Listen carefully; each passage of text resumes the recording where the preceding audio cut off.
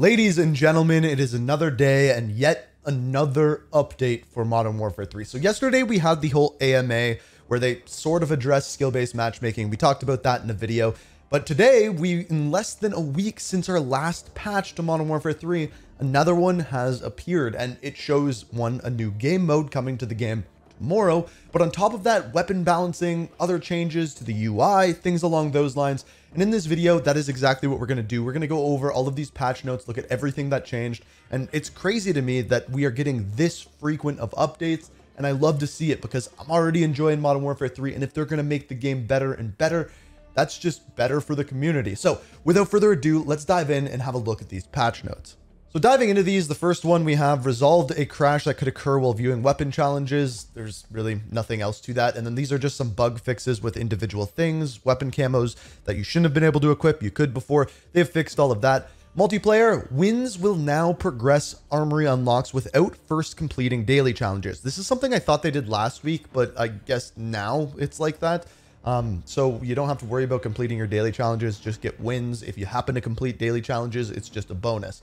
Bug fixes, players will no longer experience graphical corruption when transitioning between the field upgrades and the social menu. Don't know why that happened. XP requirements in the progression menu will now display as negative values under certain conditions. I have no idea what that means.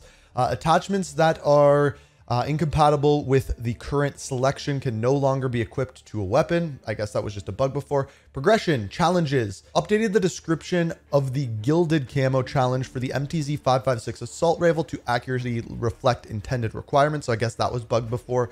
Weekly challenges requiring triple kills and quad kills will now properly track completion. So those weren't working before either. Specific maps, we have derail, adjusted environmental fog to increase contrast, improving visibility. That's good. I hate that map, but that's good. Then we have a state, decreased grime on windows of the lodge to improve clarity. That's a hilarious statement. And then we get into our weapon balance. So if you're new to the channel and you don't know how this works, I pick a weapon. Sometimes I go over the individual things, but I let you guys know whether it's a buff or a nerf to that individual weapon. So the Holger 556 decreased headshot multiplier from 1.4 to 1.3 times, decreased neck, upper torso, arms, and hand damage to 1 times multiplier, and increased sprint to fire time from 210 milliseconds to 231. Overall, that is a big nerf to the Holger 556. The best gun in the game, the GG58, they decreased the maximum damage from 44 to 40, so that's 9%. Decreased medium damage from 35 to 33. Decreased the neck damage multiplier, this is huge, from 1.4 to 1.1. And increased the burst delay from 100 milliseconds to 120 milliseconds. That is a big nerf for that weapon, so that one's worse as well. The FR556 decreased maximum damage by 2%, decreased the near medium damage by 10%, decreased the minimum damage by 8%, decreased the headshot damage multiplier to 1.4, decreased the leg and foot damage multiplier to 0.9, so you actually do less damage to the foot, and increased aim down sights time to 260 milliseconds, and the sprint to fire time to 231 milliseconds. Huge nerf for the 556. This wasn't one of my favorite weapons. I didn't think it was one of the best weapons, but they nerfed the crap out of it. Then we have the Striker SMG. Increased maximum damage range from 9 to 19 meters. That's a big buff. Increased near medium damage to 36. Increased far medium damage to 33. And decreased the aim down sights time to 230 milliseconds. That's a very large buff to that weapon. A really large buff.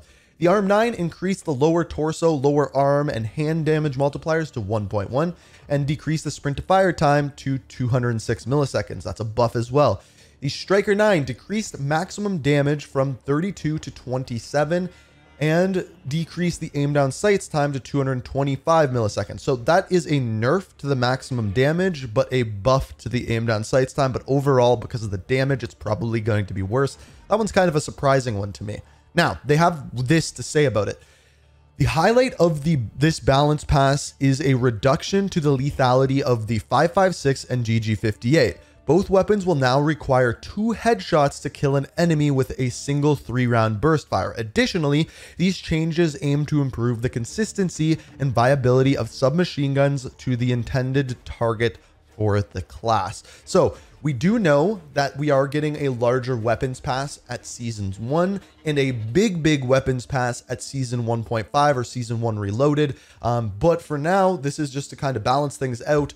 The best weapon in the game, the DG58, that was probably the biggest one, and now it got nerfed. Perks. Ordnance gloves, removed undocumented reduction to the cook duration of frag grenades. So that's a thing. And then zombies, mission, storm the castle, warlord kill credit is now squad based, so you don't have to do that individually anymore. Interceptor, destroy mercenary convoy, now accurately tracks completion. That one I think a lot of people were having problems with. Also, picking up a key card from a mercenary at the convoy will always count towards a mission completion. So people had trouble with that one. It was very early on. Should be a little bit easier now. Perca-Cola's Tombstone Soda will no longer appear in the next session if a player exfils will in last stand. I guess that was a bug with it, but now it's fixed. General Essence can no longer be stowed. That's an interesting one. Addressed an issue where newly stowed items, acquisitions, or schematics would be replaced and therefore lost with previously sold items that underwent a swap item menu interaction. That's a mouthful. No idea what it means. Closed various exploits related to the use of the symbol monkeys. Do they mean monkey bombs? Very weird way of wording that. Closed an exploit that permitted a duplication of score streaks. Oh, so both of these were bugs. Both you could use to increase weapon XP. This one specifically in the Act 1 final mission. I actually did a video yesterday going over the fastest way to level weapons, and a lot of people asked why I didn't talk about this one. It's because I thought it was going to get patched, and today it did. So it's good I didn't put it in there because it's literally a day later. As far as zombie spawns, you can expect fewer zombie spawns at higher elevations. That's a strange one. Terminus outcomes, all mercenaries. Mercenary damage against player armor has been reduced. So that's a nerf to mercenaries. That's a good one. And then shielded soldiers. Shielded soldiers now have a slower fire rate when engaged. So again, a nerf to mercenaries as well. Weapons, Pack-a-Punch, addressed an interaction and UI issue that would incorrectly show a Pack-a-Punch level 3 as a Pack-a-Punch level 4. So yes, that was a bug, but that probably means Pack-a-Punch level 4 is coming at some point. And various stability fixes. Now, just finishing things off in game here, what we have is Gun Game, 10v10 Mosh Pit, and Rust 24/7 coming tomorrow. I believe it's at 1 p.m. Eastern Standard Time that is happening. Those are great, and they're going to be great for leveling up, especially 10v10 Mosh Pit and Rust 24/7. So for weapon levels, things like that, for weapon challenges. Gun Game is just fun. They said yesterday in the AMA that it was coming very soon. They were not lying. So all of those are coming out tomorrow, as well as a double XP, double weapon XP, and double battle pass event that is coming tomorrow and going throughout the weekend. So if you need to level up weapons, that is the time to do so. And these playlists are also going to help with camo progression as well. So definitely get that done this weekend. As far as our event, we have a 2-day and 21-hour timer remaining on this. And apparently we are getting some sort of Makarov event that is going to be happening this weekend or this week as well. Not sure when that's going to go live, so stay tuned to the channel for that one. As far as the patch notes, I like them. I like that they keep updating the game. Good on Sledgehammer for doing that. The one thing that I want to see is some sort of zombies fix for your items disappearing when you crash. Also want to see some more weapon balancing and things along those lines. If there's something they didn't cover in those patch notes, let me know down in the comments. Let me know what you think of the patch down in the comments. Hit that like button if you enjoyed. And as always, thank you so much for watching. And until next time, peace out. We are reaching for the stars, but we're made